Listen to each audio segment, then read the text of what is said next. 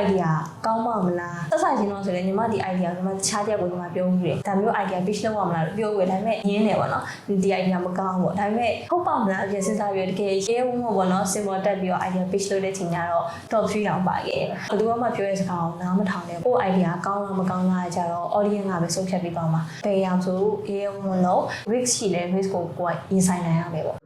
့ပညာရေးဆိုတာစာသင်တာတစ်ခုနဲ့တွင်မပြီးပါဘူး။သင်ယူလေ့လာမှုရဲ့အလုံးမှာလက်တွေ့လှုပ်ဆောင်ခြင်းတွေနဲ့တီထွင်ဖန်တီးနိုင်စမ်းတွေလည်းရှိပါတယ်။ဒါကြောင့်အခုလိုမရေရာမတိကျတဲ့အချိန်ကာလမျိုးမှာကိုယ်တိုင် risk ယူပြီးတော့ဖန်တီးနေတဲ့ unit တွေဖြစ်တဲ့ 5 Gita တွေနဲ့မိတ်ဆက်ပေးပါမယ်။ဟုတ်မင်္ဂလာပါညီမလေးမင်္ဂလာပါမှာနာမည်လေးတစ်ချက်မိတ်ဆက်ပေးပါဟုတ်ကဲ့ညီမနာမည်ကတော့ထိုင်လာပါညီမက 5 Gita ရဲ့ team leader တူလည်းဖြစ်ပါတယ်ရှင်ကျွန်တော်ကတော့ဝန်ထမ်းနိုင်တော့မှာကျွန်တော် 5 Gita ရဲ့တူလို့မှတရားဖြစ်ပါတယ်ဟုတ်ဒီ5 Gita အကြောင်းလေးရောနည်းနည်းမိတ်ဆက်ပေးလို့ရမလား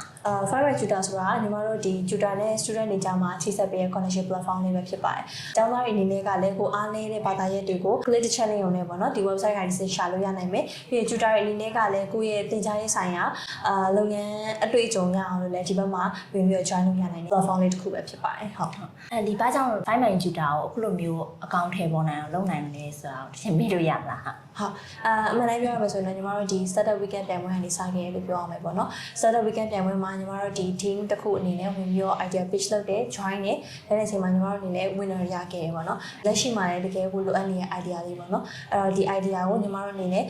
ဆက်ပြီးတော့ develop ဖြစ်အောင်ဆက်လုပ်ခဲ့ရပဲဖြစ်ပါတယ်ဟုတ်5 Gita ရေပေါ့ညီမတို့အနေနဲ့ဒီလိုအခြေအနေထိရောက်လာအောင်ဘယ်လိုမျိုးကြိုးစားခဲ့ရလဲidea တစ်ခုကိုလက်တွေ့မှာအသုံးချဖို့ဆိုတာတော့အခက်အခဲတွေတော့ရှိတာပေါ့နော် technology ဘက်မှာလည်းအခက်အခဲရှိလို့ညီမတို့ဒီ marketing ဘက်မှာလည်းအခက်အခဲရှိရဲ investor တွေရှာရတယ်ပေါ့ဒါအပြင်ဒီကြားထဲမှာဖြစ်တဲ့ပြဿနာလေးတွေအစားပေါ့နော်ညီညီနိုင်နေတော့လုပ်သွားရတယ်ပေါ့ winner ကနေညီမတို့လာခဲ့ရဆိုရင်တော့ကိုယ်အနေနဲ့လည်း budget ကအရင်ရှိဘူးကျောင်းသားတွေကြီးပဲဆိုတော့ဒီ budget ပေါ်မှာမူတည်ပြီးတော့လုံလောက်အောင်ပေါ့နော် idea လေးကို support ထားအောင်လုပ်ထားတာပါဟုတ်ဒီ project ကိုတင်းအနေနဲ့လုပ်တဲ့အချိန်မှာဘယ်လိုမျိုး challenge တွေရှိလဲပေါ့ challenges တွေကတော့အများကြီးပဲပေါ့နော် technology ဘိုင်းမှာဆိုလည်းညီမတို့ domain တွေဝယ်တဲ့ပိုင်းတွေဒီ database ဝယ်တဲ့ပိုင်းတွေရှိရပေါ့နော်အဲ့ဘက်မှာလည်းညီမတို့အနေနဲ့ကိုယ့်ရဲ့အသိစရာတွေပြန်ပြီးတော့မေးရတာမျိုးတွေလည်းရှိရ marketing ဘက်မှာဆိုလည်းညီမတို့ marketing plan တွေဆွဲရတယ်အဲ့ဘက်မှာမူတည်ပြီးတော့ကိုယ့်အနေနဲ့ဘယ်ဟာတွေလုပ်နိုင်လဲပေါ့ budget ကိုလည်းပြန်ပြီးတော့နှိမ့်ကြည့်ရတယ်ဒါပေမဲ့ကိုယ်တွေအကုန်လုံးက team work တွေနဲ့သွားတယ်9ယောက်စလုံးရဲ့ idea ကိုယူပြီးနေမှာဘယ်ဟာပို့ပြီးတော့အသင့်တော်ဆုံးလဲဘယ်ဟာပို့ပြီးဖြစ်နိုင်ဆုံးလဲအဲ့ဒါကိုရွေးချယ်ပြီးတော့ပဲညီမတို့ညီနေနေပဲဖြည့်ရှင်းပြီးတော့ပဲလုပ်သွားရတာပေါ့နော်ဟုတ်ဒီ5 Gita ကြတော့ဒီ startup weekend နေပြီးတော့ဖြစ်လာပါတော့เนาะအဲ့ဒီတော့ကဒီထက်နေနေပေါ့เนาะဒီ idea ကိုဘယ်လိုမျိုးရခဲ့လဲပေါ့ idea ကိုဘယ်လိုရခဲ့လဲဆိုတော့အမှန်တမ်းပြောရင်တော့ဒီပြိုင်ပွဲဝင်ပြိုင်ဖို့ကဒီ9ယောက်နဲ့တော့မဟုတ်ဘူးပေါ့နော်တခြားသူနဲ့ဒါမှမဟုတ်လည်းကိုအဲ့မှာအစီအစဉ်နဲ့ခေါ်ပြီးတော့ကိုမလုပ်မယ်ပေါ့ပြီးတော့ idea page ဖို့ကလည်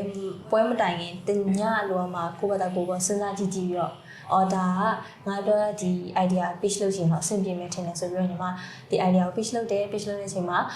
ညီမကိုယုံကြည်ပြီးတော့ဒီ idea ကိုပေါ့နော်ဝင်ပြီးတော့ဝင် try ကြတဲ့ team သူတို့လေးယောက်နဲ့ပေါ့နော်ညီမတို့အဆင်ပြေပြီးတော့ညီမတို့ဒီ idea ကို pitch လုပ်တယ်လုပ်ပြီးတော့ဒီဟာ3ရက်အတွင်းကိုညီမတို့ application တွေထုတ်ခဲ့ပြီးတော့ညီမတို့ဝင်လာရခဲ့တာပါထက်နေနေပေါ့နော်ဒီ idea ကိုတရက်အလိုမှာစပြီးတော့ idea ရခဲ့ပေါ့နော်အဲ့ဒါကျတော့ဘယ်လိုမျိုးကြီးရခဲ့ရလဲပေါ့ဟုတ် idea ကတော့အမှန်တမ်းပြောရင်တော့လက်တွေ့ပြဿနာပေါ့နော်။ညီမကစနစ်တိုင်းပညာရေးပေါ့။သူ့အတွက်ဆရာမကိုရှာပေးတဲ့အချိန်မှာညီမတို့အနေနဲ့အခက်အခဲကြုံနေတယ်။ပြီးတော့စနစ်တိုင်းဆိုတာကလည်းဒီပညာရေးစနစ်သစ်ဆိုတော့ကိုယ်နဲ့ပတ်ဝန်းကျင်မှာဒီဟာနဲ့ကျွမ်းဝင်နေသူသိမရှိဘူး။မရှိတဲ့အချိန်မှာညီမတို့အနေနဲ့ရှာတယ်။ guide တွေကလည်းအမှန်တမ်းပြောရင်တော့ကတ်မှာဆိုရင်တော့သူကလက်မခံနိုင်ဘူးများ။ပြီးတော့ price အရာလည်းအရင်မြင့်နေပေါ့နော်။နောက်ဆုံးမှာ social media တစ်ခုမှာပေါ့နော်။ tutor လေးလုပ်ပေးရတွေ့တယ်။ဒါပေမဲ့အဲ့မှာတစ်ခုပါဖြစ်တာလဲဆိုတော့ကိုလိုချင်တဲ့ဆရာမနဲ့တိုက်ရိုက်မချိတ်ပေးဘဲနဲ့ခြားတဲ့တစ်ခုခံပြီးတော့ချိတ်ပေးတာမျိုးတွေကြတော့အဆင်မပြေဘူးပေါ့နောက်ပိုင်းကျမှဆီယမတွေကိုတွေးပြီးတော့စကားပြောရတယ်ပြောစီပြနေတော့ဘယ်ချိန်ရတယ်ဆိုတော့ကိုယ်တိုင်မလုပ်ရတယ်ဒါအပြင်ဆီယမတွေကိုလည်းညီမတို့အနေနဲ့ဒီ idea မလုပ်ခင်မှာစုံစမ်းကြည့်ရတော့ဆီယမတွေဆီကနေသူတို့ကတစ်ဆင့်ပေါ့နော်အဲ့လို percentage လေးယူရလေးနည်းနည်းအမောက်များတာကိုတွေ့ရတယ်ပေါ့နော် teacher တွေအနေနဲ့လည်းနည်းနည်းလေးအခက်အခဲဖြစ်တာပေါ့အဲ့ဒါပေါ်မူတည်ပြီးတော့ညီမဒါဆိုရင်တော့ဒီ idea လေးကိုငါလူတိုင်းမှာက access ဖြစ်တဲ့ခေတ်ခုခေတ်က internet technology ခေတ်ဆို website ကနေတစ်စက် click တစ်ချက်နဲ့ရုံနဲ့ပေါ့နော် www.5mygita.com လို့ရိုက်ရှာလိုက်တာနဲ့ပေါ့နော်ဒီကိုလိုချင်တဲ့ tutor တွေရှာလို့ရမယ်ကိုသင်ကြားခြင်းနဲ့ပါလာတဲ့ဒီရှာလို့ရမယ်ပေါ့အဲ့ဒါမျိုးကို idea နည်းနည်း pitch လုပ်နိုင်မယ်ဆိုပြီးတော့စဉ်းစားခဲ့တာပါဟုတ် အဲ့တော့ကဒီ idea page လောက်တော့လည်းတော်တော်လေးလည်းစိတ်ဝင်စားခဲ့ပေါ့နော်ပြီးတော့အဲ့ဒါကိုဒီရွေးချယ်ခံရပြီးတော့ဒီ team ဖွဲ့ရတယ်ပေါ့နော် team ဖွဲ့တဲ့အချိန်ဆိုအမှန်တိုင်းပြောတော့တူလေးပေါ့နော်အဲ့တူလေးနဲ့ဒီလိုမျိုး member 9ယောက်လုံးကိုဘယ်လိုမျိုးရအောင်ဖွဲ့ခဲ့လဲပေါ့ဘယ်လိုမျိုးကြီးကန့်သက်ပြီးတော့ဖွဲ့ခဲ့ရလဲဟုတ်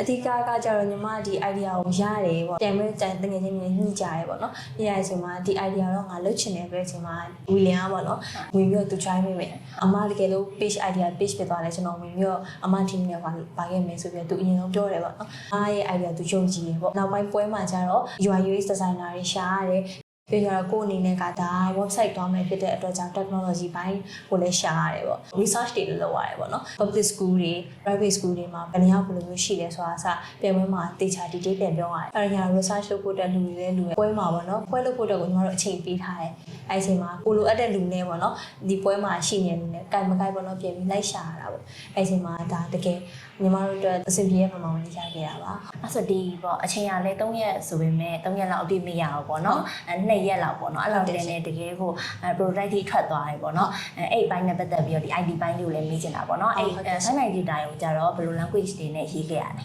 Final data ကိုကျတော့10 stack မျိုးသုံးပြီးရေးခဲ့တယ် front end ကိုကျတော့ Next.js သုံးပြီးတော့ back end ကို Node.js နဲ့ computer ရေးတာဖြစ်ပါတယ်အဲ့ language ရေးတော့ပေါ့နော်ဒီ code တွေပါရဆိုရင်အခက်ခဲရှိရမျိုးရှိခက်ခဲတော့တော်ရှိရကျွန်တော်အနေနဲ့ဒီ ID တွေကိုခုမှလေ့လာနေစေကျောင်းသားတယောက်ဖြစ်တယ်အဲ့တော့ real world project တွေနဲ့ production ဘိုင်းတွေလောက်ရနေရမှာဆိုရင်မတိရတွေကိုနဲ့မရင်းနှီးရမျိုးတွေရှိတယ်ဒီ sorry စင်ကြားထဲမှာကျွန်တော်လည်းမတိရအဲ့လို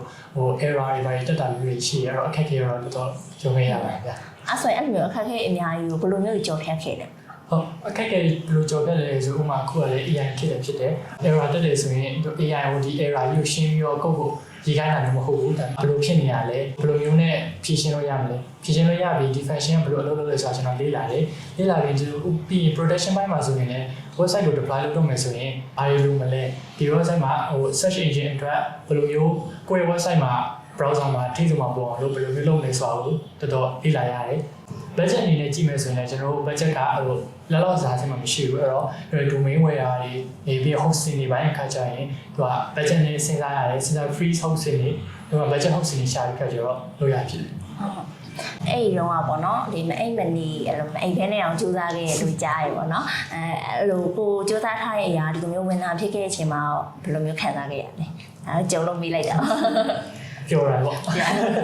အဲ့လိုမျိုးကို prototype ကြီးထွက်လာမယ်လို့ယုံကြည်ခဲ့လားအဲ့လိုမျိုးပေါ့အချိန်ကဘယ်လောက်မှမကြာခဲ့ဘူးလေအဲ့အချိန်ထိတော့ယုံကြည်ခဲ့လားဆိုယုံကြ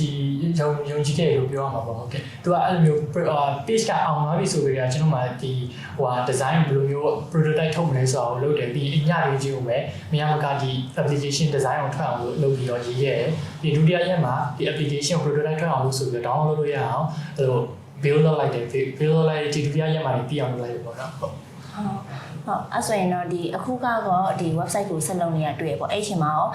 ဒီအခက်အခဲတွေရောရှိသေးတာပေါ့ဟုတ် website တွေလုပ်နေဆိုအခက်အခဲတွေရှိတယ်ဥပမာသူကဂျာထဲမှာ unexpected error တွေပေါ်လာတာအဲ့လိုမျိုးဆိုရင်တော့တို့ပြန်ပြီးတော့ပြင်တာတော့ဘာလို့လုပ်ရတယ်ဟုတ်ရှေ့ဆက်ပြီးတော့ app ထွက်တဲ့ ठी ကိုသွားမှာပေါ့နော်ဟုတ်ကဲ့ဟုတ်ကဲ့ပါပြီးတော့လေအခုဒီ file manager အနေနဲ့က launch လုပ်ထားတာလည်းတွေ့ရတယ်ပေါ့နော်တကယ်ဆိုရင်အချိန်အနည်းငယ်တွင်မှာ launch လုပ်ထားဖြစ်တဲ့အတွက်ဘယ်လိုမျိုးအခက်အခဲရှိရပြီးတော့ဒီလိုမျိုးမြင်ဆက်ဆံရေးကိုလောကစီမံနိုင်ခဲ့ပေါ့နော်အဲ့လေးရတဲ့ချက်ရှင်းပြပြပါပွဲလဲပြီးပြီးတော့ညီမတို့အနေနဲ့ contract ချုပ်ရတယ်ပေါ့နော် contract ချုပ်ပြီးတော့ဘယ်နေရာမှမကြောက်ဘူးညီမတို့ဒီ monthly ငနေနဲ့ကြုံတွေ့ရတယ်ပေါ့အဲ့မှာညီမတို့ဒီ team မောင်မင်းတွေကတော့လည်း monthly ရပဲဆိုတော့တစ်လားလောက်တော့ခဏရထားလိုက်ရတယ်ပြီးမှနောက်ပိုင်းကျမှဆက်ပြီးတော့ run တဲ့အချိန်မှာမနိုင်ပြောရင်တော့ပွဲမှာကလေးကညီမတို့က application နဲ့ရသွားပြီးနောက်ပိုင်းကျရင်တော့ set run မှုကကျတော့ website နဲ့ပဲ run လိုက်တော့မယ်ပေါ့ဘာလို့လဲဆိုတော့ application ဆိုရင်ညီမတို့က user step ကနည်းနည်းများတယ် download ဆွဲရအောင်မယ်ဆွဲပြီးမှ login ဝင်ရတယ်ပဲများမယ်အဲ့တော့ညီမတို့အနေနဲ့ကဘယ်နေရာမှာဆိုသုံးလို့ရအောင်လို့ website ကိုညီမတို့ focus လုပ်ခဲ့တယ်ဆိုတော့ website ကတော့အကျဉ်းတွေကတော့အရာနေပေါ့ဒါပေမဲ့ညီမတို့အနေနဲ့ marketing အနေနဲ့လုပ်ဖို့အတွက်ကို plan တေချာဆွဲရတယ်ဘယ်ဟာဘယ်လိုမျိုးလုပ်မယ် TikTok တွေ Facebook တွေမှာဘယ်လိုမျိုး marketing ဆင်မလဲတေချာလေးတွေတော့ step by step တော့သွားရတယ်ပေါ့နော်ပြီးတော့ဒါတွေမလုပ်ခင်မှာလည်းညီမတို့ survey တွေကောက်တယ် tutor တွေရော user တွေနဲ့ပေါ့နော်ဒီကျောင်းသားတွေနဲ့ဘာအခက်အခဲတွေကြုံကြလဲဘယ်လိုမျိုးအားနည်းလဲဆိုတော့ညီမတို့အနေနဲ့ survey ကောက်ကြရရှင်ဟုတ်